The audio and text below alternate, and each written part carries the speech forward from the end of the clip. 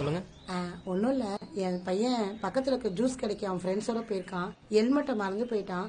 இதை அவன்கிட்ட கொஞ்சம் கொடுத்துட முடியுமா? அதுக்கு வேற டைம் ஆச்சு. ஜூஸ் கடை தானே, அவரே என்ன வாங்கி சொல்லுங்க. இல்லப்பா, ஜூஸ் கடை பக்கத்தில் போலீஸ் நிற்கிறாங்களாம், அதான் அவன் பயப்படுறான். இது ஒரு உதவியா நினைச்சு கொஞ்சம் கொடுத்துருங்கப்பா. சரி, ஓகே, கொடுங்க. தம்பி, போலீஸ் இருக்காங்க, நீங்க ஹெல்மெட்டை போட்டே போங்க, உங்களையும் பிடிச்சிட போறாங்க.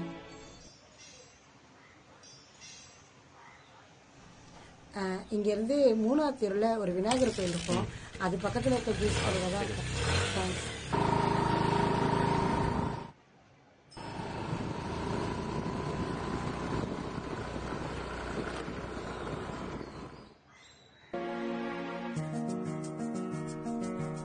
யாருமே இல்லை, இந்த ஏரியா தான் சொன்னாங்க.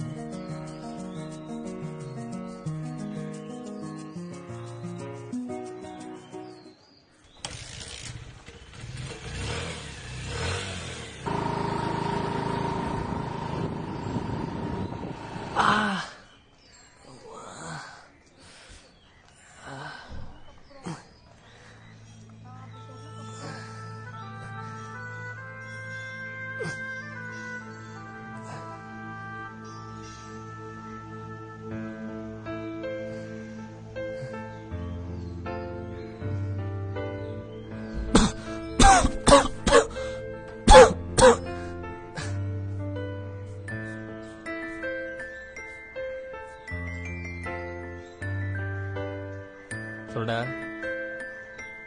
இல்லடா, வர வழியில கீழே விழுந்தேன். இல்லை, அடி எதுவும் படலை, ஹெல்மெட் இருந்துச்சு.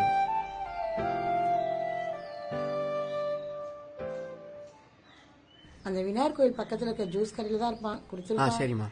தம்பி, அங்க போலீஸ் நிக்கிறாங்களே, ஹெல்மெட்டை போட்டு போப்பா.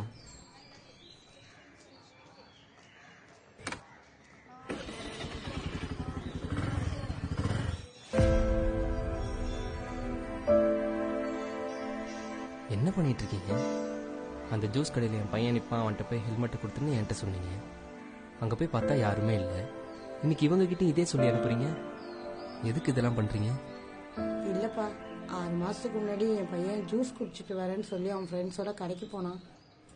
போன இடத்துல ஆக்சிடென்ட்ல அவன் இறந்துட்டான். டாக்டர் சொன்னாங்க ஹெல்மெட் போட்டிருந்தா அவனை காப்பாத்திருக்கலான்னு. அவன் போனதுக்கப்புறம் என் வாழ்க்கையே போயிடுச்சு. என் சந்தோஷமே அவன் தான். அவன் இல்லாம என்னால நிம்மதியாவே இருக்க முடியல.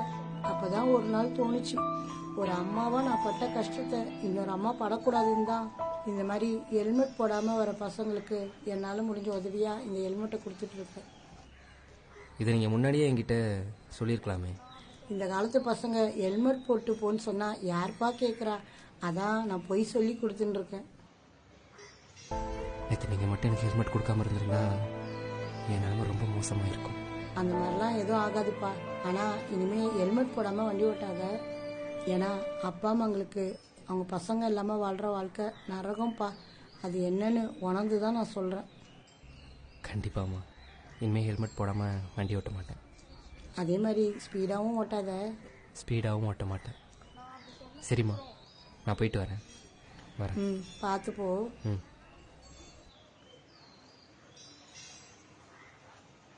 இந்த வீடியோ பார்த்துட்டு இருக்க நீங்களும் வண்டி ஓட்டும் போது ஹெல்மெட் போடுங்க. ஹெல்மெட் போடுறது மட்டும் முக்கியம் இல்லை, ஹெல்மெட்லயும் பெல்ட் போடுங்க. அதே மாதிரி கார் ஓட்டும் போதும் சீட் பெல்ட் போட்டு ஓட்டுங்க. ஏன்னா உங்களுக்காக உங்க வீட்டில் உங்க அழகான ஃபேமிலி வெயிட் பண்ணிட்டு இருக்காங்கன்றத மறந்துடாதீங்க.